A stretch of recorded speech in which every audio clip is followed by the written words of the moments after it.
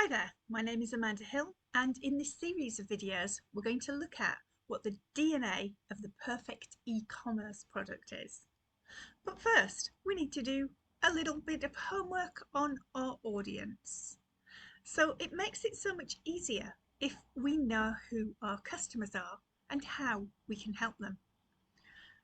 When I was a journalist many moons ago, the very first things that were instilled in me were the basis for a good story: who, what, where, when, why, and what happens next. All of those come together to help you to do exactly that, the story of your sale. So it's going to be a journey. You can make that journey a lot easier for yourself by thinking as the customer. What do they need? What do they want? And how are you going to help them? So there's lots of things you need to think about.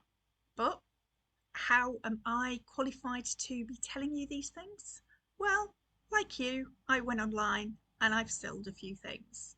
In fact, in 1 year, we did 7 figures worth of sales in the UK, which is a lot of hard work when your average sale price is around £15.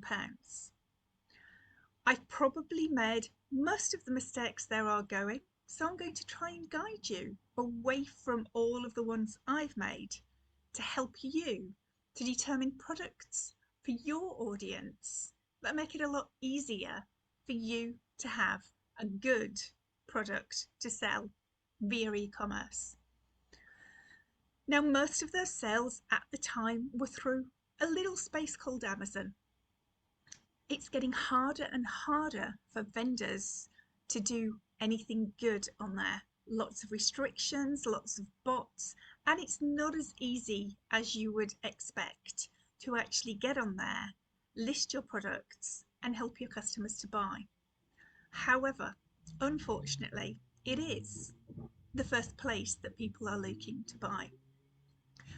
So it's a real gem to come across an alternative. However, you're still going to have to think like your customer and learn who they are.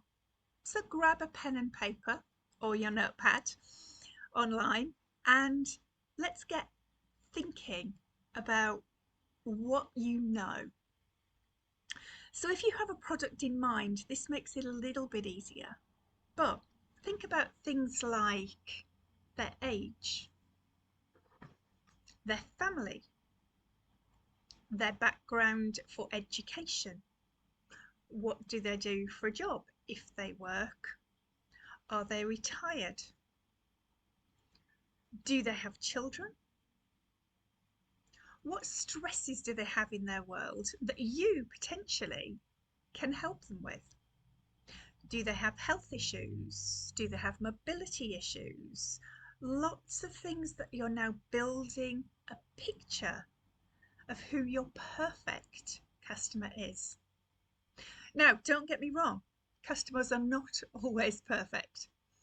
You're either slightly rubbish or phenomenal to get any kind of response of feedback online.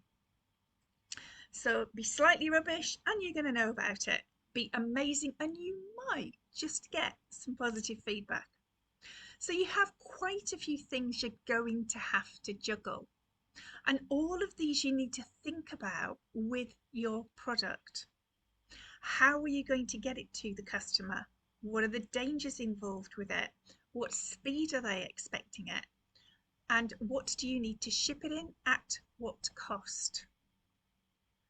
Now, in the UK, we have different sizes that equate to different pricing.